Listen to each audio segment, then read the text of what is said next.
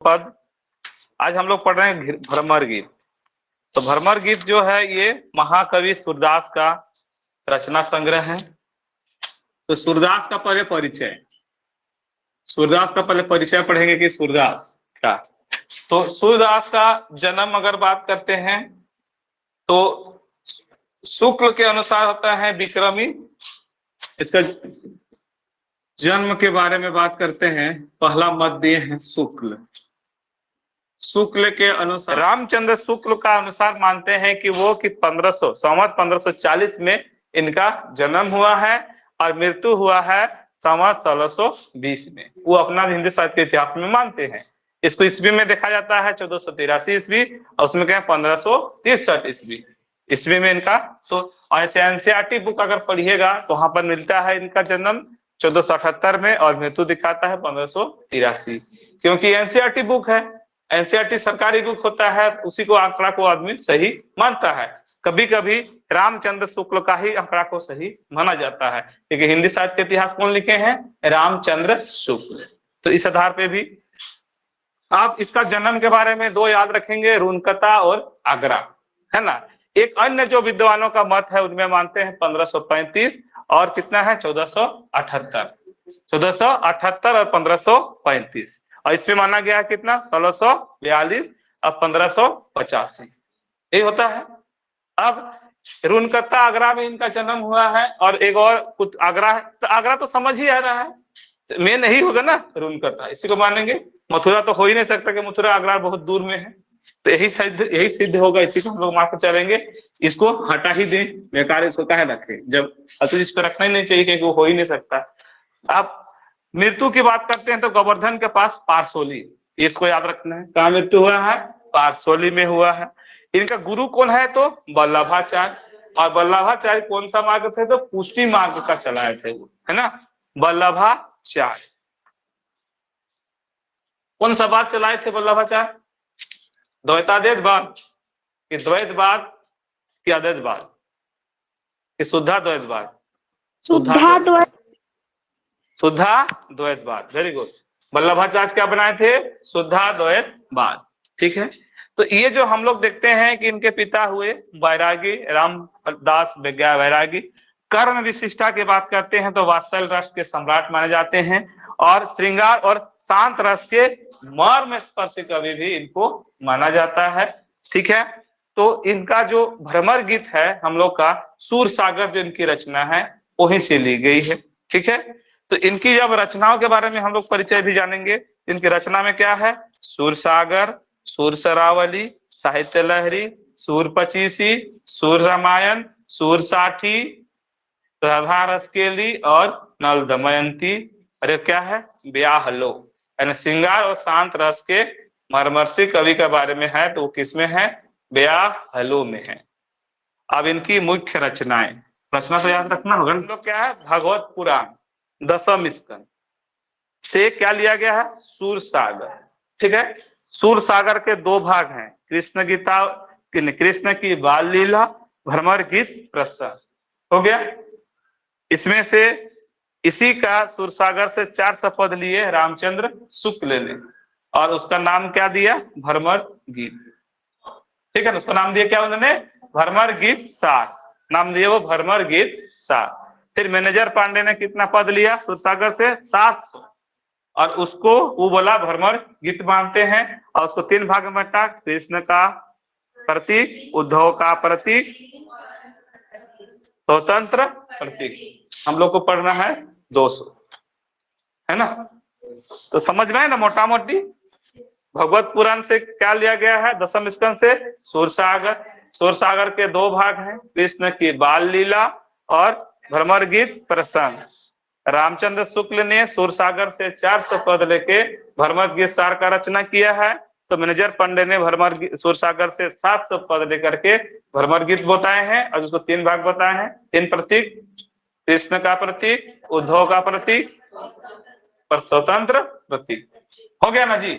आगे बढ़े। और तो भ्रमर गीत में देखा जाए तो इनकी जो सुरसागर की जो काव्यगत विशेषता की बात करते हैं तो ये सगुन के उपासक हैं, यानी भगवान का सगुन रूप को ही मानते हैं।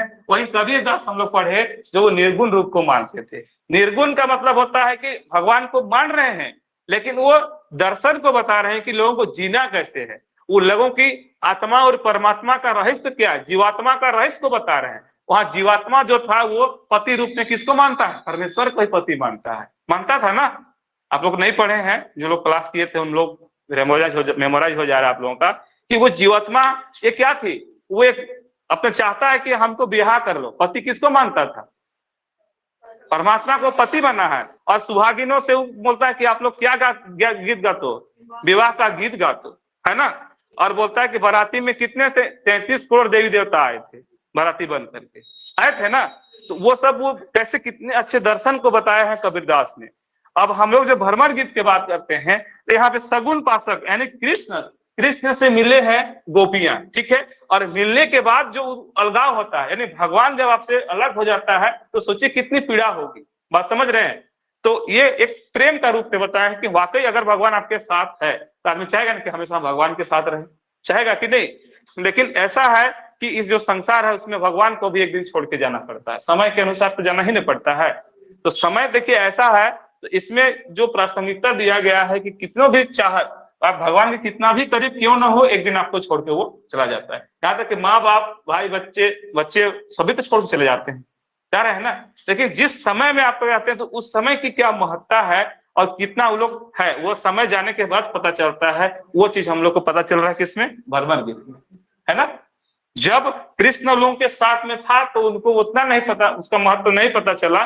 जब कृष्ण गोपियों को यानी वहां छोड़ के जब चला जाता है तब उनको उनका आभास होता है कि वो कितना हमारे लिए महत्वपूर्ण है। आप समझ रहे हैं। तो वही चीजों को हम लोग मतलब भ्रमर गीत में हम लोग पढ़ेंगे। तो भ्रमर गीत का देखिए एक तो बात क्या होता है, अगर कहा जाए, है ना, तो जैसे कि कबीरदास की जो पद है वो बहुत लाभदायक है लोगों के लिए, क्योंकि उसमें दर्शन बताया है, लोगों को जीवन का सच्चाई बताया है कि क्या है, क्या करना चाहिए लोगों को। और उसमें समय ऐसा भी आता है जब वो सूत करते करते भगवान का नाम लेता है, और अंतिम समय पे आते आते वो काम को भी छोड़ देता है, क्योंकि काम करने से उसको डिस्टर्ब होता है ऐसा लगता है। और वो सारा काम को छोड़ के वो हमेशा वो भगवान के शरण में वो चला जाता है। और उसका मतलब एकमात्र उद्देश्य होता है कि क्यों करता है, क्योंकि उसको डर है ये मनुष्य जीवन में डर है, जब उसका शरीर जो है आत्मा जो है उसको परमात्मा जो आत्मा छोड़ के निकलता है उस शरीर से, जो उसके साथ जो कष्ट होता है, बुढ़ापा में जो कष्ट होता है, वो पीड़ा से वो दूर होना चाहता है, इसीलिए वो भगवान के शरण में जाता है। मोक्ष की प्राप्ति का मतलब होता है कि आपके अंदर जो शारीरिक कष्ट होती हैं जीवन के अंतिम समय पे, उससे मुक्ति। आप समझ रहे हैं। तो वो चीजों के लिए वो आप भगवान के शरण में जाता है, उसको लिखा है दर्शन में।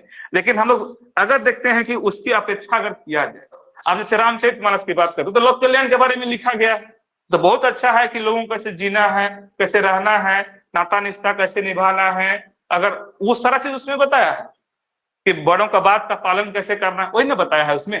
लेकिन जब हम लोग बात करते हैं कि ये भ्रमर गीत तो सिर्फ प्रेम में बताया है, हाँ कुछ तो है नहीं ज्ञान की, फिर भी ज्ञान है। आप बात करिएगा तो वो दोनों ग्रंथ के अपेक्षा तो ये समाज के लिए वैल्यू नहीं है क्योंकि इसमें तो सिर्फ, लेकिन यहाँ दिखाया है कि प्रेम और योग में महत्व किसका है, प्रेम है। प्रेम से बड़ा कुछ नहीं है, उसको बताया है इस ग्रंथ में। जैसे भक्ति को बताया है किसमें, भक्ति का किसमें जगाया है, कबीरदास का पद में है भक्ति और ज्ञान, इसमें क्या है, प्रेम और योग। किसमें है प्रेम और योग, भ्रमर गीत में। बात समझ रहे हैं ना। अब जब हम लोग इसके बाद आते हैं रामचरितमानस में, क्या है, तो वहां पे क्या है, आपका लोक जीवन है उसमें, कि कैसे जीना है, भक्ति वहां सब चीज है उसमें, रामचरितमानस में तो सब है उसमें। तो हमारा में सगुन उपासक है, लीला पुरुषोत्तम जो हम लोग बात करते हैं इसके रूप में श्री कृष्ण को मानते हैं, प्रकृति चित्रण है, और वात्सल्य रस मतलब कृष्ण का वात्सल्य रस की बात करते हैं, वो भी इनकी रचनाओं में है। फिर है कविता में रस योजना, और सुर की कविता में भाषा और अलंकार, ये सभी है। रस भी है, ठीक है। इनके कविता में कौन कौन रस है? वात्सल्य है, श्रृंगार है और शांत है ना। कौन कौन रस है इनकी रचना में? तो वात्सल्य है, श्रृंगार है और शांत, 3 गो रस इनका बात किया जाता है। फिर इसके बाद में सूर की कविता की भाषा क्या है? तो कौन सी भाषा है जी? ब्रज भाषा। ये इनकी एक विशेषता है। अलंकार में बात करते हैं तो रूपक, उपमा और उत्प्रेक्षा, 3 तरह का रूप यहाँ पे मिलते हैं। भक्ति भाव, दास्य भाव, वात्सल्य भाव, दाम्पत्य भाव और सैक्ष्य भाव, 3 गो इसका भाव होता है। उद्धव किसका प्रतीक है? अहंकार का प्रतीक है। उद्धव किसका प्रतीक है? अहंकार का। सगुण और कृष्ण भक्ति, सगुण और कृष्ण भक्ति। दूसरा में क्या है? प्रकृति और वात्सल्य रस, दोनों के है ना। फिर तीसरा में 3 गो रस क्या क्या था? वात्सल्य, श्रृंगार, शांत। रस के रस में रस योजना भी होगा। रस के बाद है भाषा, ब्रज भाषा। अलंकार में 3 गो अलंकार, उपमा, उत्प्रेक्षा और रूपक। भक्ति भाव की बात करते हैं, इनकी भक्ति भाव क्या क्या था? तो इनकी भक्ति भाव 4 गो है। अब भक्ति किसके प्रति? तो एक कहता है कि कृष्ण प्रति, कृष्ण को ये भगवान मानते हैं, उसका अपना दास मानते हैं। कौन? सूरदास। सूरदास क्या करते हैं? अपने आप को दास मानते हैं। किसका दास मानते हैं? भगवान कृष्ण का दास, यानी दास्य भाव। दूसरा बोलते हैं वात्सल्य। वात्सल्य मतलब, वात्सल्य किसका? वात्सल्य की बात करते हैं कृष्ण की, है ना। तो कृष्ण का वात्सल्य, तो वात्सल्य भी होगा एक भक्ति भाव। अगर वात्सल्य मतलब एक बच्चा के प्रति भक्ति, बात समझ रहे हैं ना। वो दाम्पत्य समझते हैं ना। दाम्पत्य का मतलब, दाम्पत्य, जो दाम्पत्य जीवन की बात करते हैं उसमें, दाम्पत्य जीवन का, उसका भी यहाँ इसको भक्ति मिलता है। और साख्य, साख्य किसको बोलते हैं? सखा। यहाँ समझ लीजिए 4 गो भाव इनमें। सूरदास क्योंकि कृष्ण का सगुण उपासक है, तो कृष्ण का वो भगवान मानते हैं, उसका दास मानते हैं। एक देखिएगा तो भगवान का ही दास भी माने हैं। कबीर दास भी भगवान को क्या मानते हैं? दास मानते हैं। और मीरा क्या मानती है? भगवान को पति। पति तो वो भी बात किए हैं, कौन? कबीर दास। लेकिन पूर्ण रूप से पति नहीं मानते हैं, लेकिन पति के रूप में ही वो जीवात्मा को पति बनाए, अपने आप को जीवात्मा बनाए और परमात्मा क्या बताए? पति। वो है वात्सल्य का, यानी एक बच्चा के प्रति भक्ति था, यानी एक बच्चा का वात्सल्य को, वात्सल्य के प्रति भक्ति रहेगा तब ना वात्सल्य भाव आएगा, तो नहीं आएगा, नहीं आएगा। दाम्पत्य का मतलब होता है जो विवाहित जीवन जीते हैं भारत में, उस विवाह यानी दाम्पत्य जीवन के बारे में भी इसका भक्ति है। यानी कृष्ण का जो दाम्पत्य जीवन है उसके प्रति भी इनका भक्ति रहा है, इसलिए वो दाम्पत्य भक्ति भी दिखते हैं। और साख्य, कृष्ण को सखा के रूप में, यानी सखा के रूप में मानते हैं। देखिए यहाँ बात हो रहा है कि कृष्ण के मथुरा चले जाने से गोकुल वासियों में जो दर्द होता है वो शुरुआत है। बात समझ रहे हैं ना। कृष्ण है वो, देखिए ये व्यक्ति जो है मथुरा के हैं, और इनका जो प्रेम गोकुल की थी, जो गोपियां कहाँ की हैं? गोकुल, ब्रज है उसका, लेकिन गोकुल की थी वो लोग। जो गांव अगर मुख्य नाम होता है गोकुल, तो मथुरा, जब ये गोकुल से मथुरा चले जाते हैं कृष्ण, तब उनके बाद जो पीड़ा होती है उस पीड़ा की बात है। अब वो चले जाते हैं, अब उस पीड़ा की बात होती है। उसी समय हम लोग बात कर रहे हैं कि ये दो जो शिक्षा ग्रहण किए थे, उद्धव और आपका कृष्ण, तो उद्धव शिक्षा दोनों साथ में ग्रहण किए। वो योग सीखे और वो भी प्रेम को लेके चले। बात समझ रहे हैं। और उन्हें प्रेम का पाठ उन्होंने गोकुल के जाके वहां के लोगों को, वहां के गोपियों को सिखाया भी। बात समझ रहे हैं। फिर जब ये आते हैं मथुरा में, अपना राज सिंहासन बदलते हैं, तब फिर वहां जब मिलते हैं दोनों मित्र, तो वो फिर वो लोग का क्या होता है कि वो लगता है कि भाई देखिए एक चीज क्या होता है, भगवान बहुत बड़े चीज होते हैं, तो कैसे बनाया गया है इसे। अगर किसी को कोई विद्या दिया है तो उसका उपयोग हो, इसके लिए बोलते हैं। इससे पहले हम लोग ऐसे कभी आप लोग कहानी में सुने हैं, कथा में सुने होंगे कि महाभारत हुआ था। तो महाभारत में अगर किसी को शक्ति दिया था, मान लीजिए कि वहां पे ज्ञान मिला था, जैसे कि द्रोणाचार्य धनुर्विद्या के बहुत बड़े थे, बहुत अच्छा ज्ञानी था, धनुर्धर बने, उसका सबसे अच्छा शिष्य बने अर्जुन, है ना। उसके बाद देखा जाता है तो कर्ण के पास भी बहुत शक्ति था। अब शक्ति है, किसी को दिया है भगवान तो उसका उपयोग भी करवाता था। यही है एक लीला भगवान का। अगर आपके पास शक्ति दिया है, ज्ञान दिया है, तो उसका उपयोग भी वो किसी न किसी रूप में करवा ही लेता है। अगर मान लीजिए कि इस संसार में जितने भी व्यक्ति हैं, हर व्यक्ति एक तरह से नहीं है, किसी का बहुमुखी प्रतिभा होता है ना। अगर भगवान उसको दिया है तो उसका उपयोग वो किसी न किसी रूप में वो करवाता ही है। अभी का कलयुग में तो पता नहीं, कुछ समझ में नहीं आता है। कलयुग में तो जिसके पास जितना टैलेंट रहता है उतना ही गड़बड़ काम करके वो आगे बढ़ता है, होता है ना। लेकिन अगर उससे पहले के युग की बात करते हैं तो हाँ, भगवान करवाया है। उसी तरह से देखिए तो इसमें भी हुआ, भरमगीत में नहीं हुआ। वो योग का बहुत अपार ज्ञान था उसके पास, उद्धव के पास, और उसका उपयोग वो सिखा रहा है कि उसका उपयोग को बताया है। पता है ना कि वो व्यक्ति को कर दिया क्या कि भाई तेरे पास योग का बहुत विद्या है, तो क्यों ना तुम जाके ऐसा काम करो कि प्रेम का पाठ पढ़ा, प्रेम का जो उनके दिमाग में है, किसके पास, गोपियों में, उसको तो मिटा करके उसके अंदर क्या डाल दो, निर्गुण ब्रह्म यानी योग आप वहां पे डाल दो।